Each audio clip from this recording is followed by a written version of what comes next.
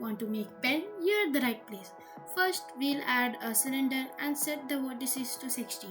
Now to make the back part, we'll intrude it, and then again insert and extrude it.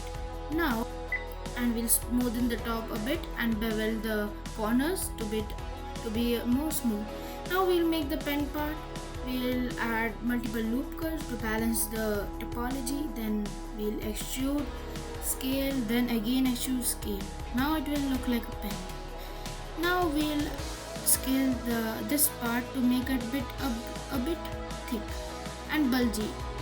Now we'll have something like this. We'll grab a bit down as it's a bit long.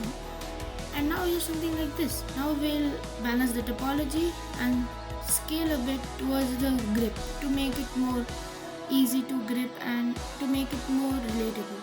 Now we'll make two loop cuts like that, grab like that, and make the pen paper holding thingy.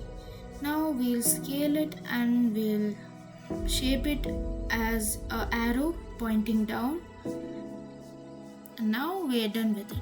Now we'll smoothen it and we'll grab it down. Now the pen is too long, so we'll do it a bit short.